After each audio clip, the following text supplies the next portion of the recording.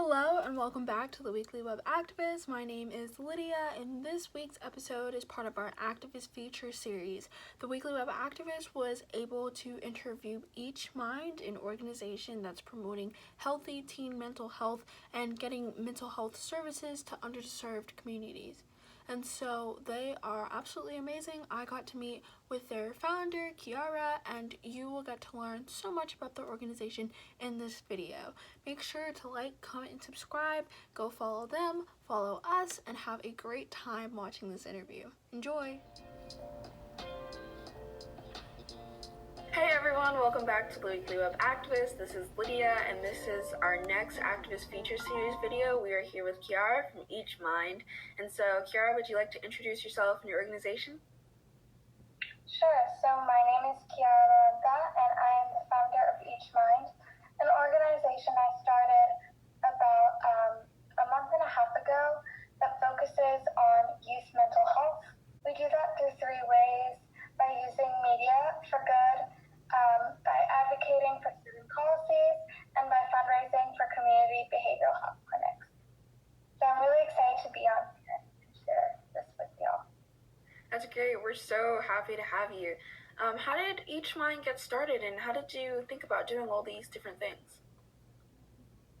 Yeah, so I personally struggled with mental health, and I've observed that a lot of my classmates and community also has similar problems. I started reading up on the statistics and also kind of the problems where mental health has, and I discovered kind of how ubiquitous mental health is. Mental health conditions are 1 in 5 adults have them, and so that affects not only the people that have them, but also the people around them, their family, their friends, and basically everyone is affected by mental illness, and it's just a problem that rarely gets talked about, and it really intersects with other social justice movements because of the disproportionate burden that socially disadvantaged communities have.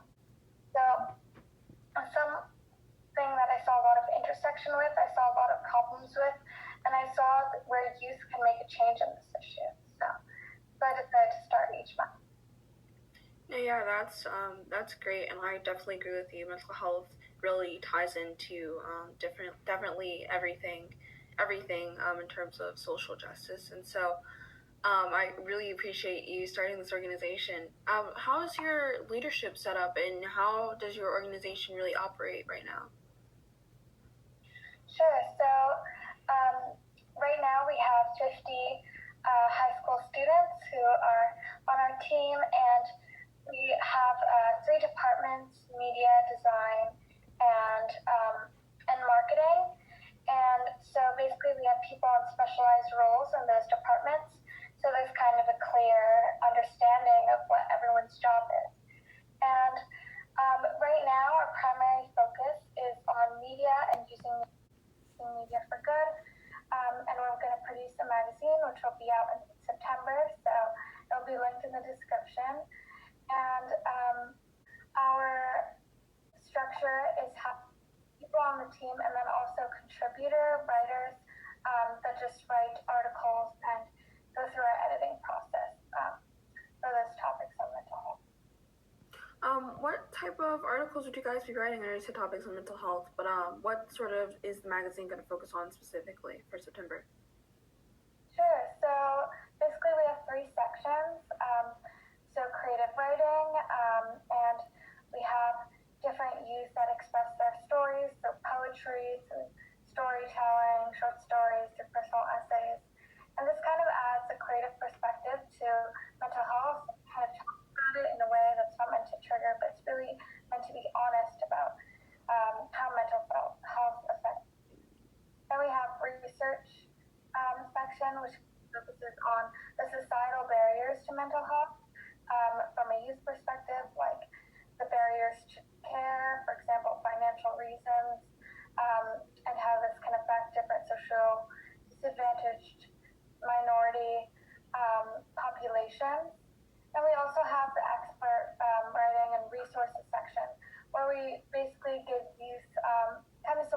information on what mental health is by mental health professionals or other resources,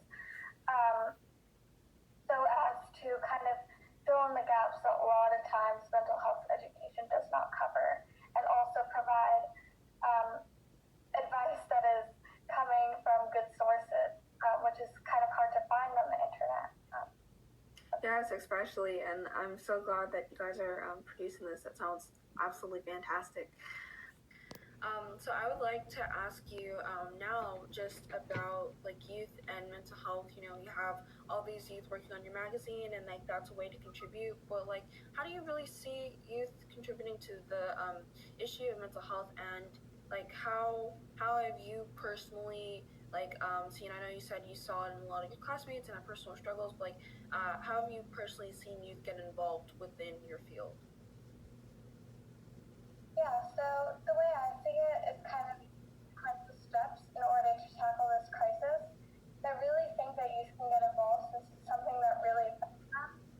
So the first step is kind of raising awareness through the magazine and destigmatizing mental health and validating that mental illness is something that happens and it's not something to be ashamed of. So that's kind of the first step. And then it's actually creating those policies, fundraising, so that these accessibility and those problems can actually change. And that's what we do through calling legislators and through fundraising for behavioral health clinics in our area.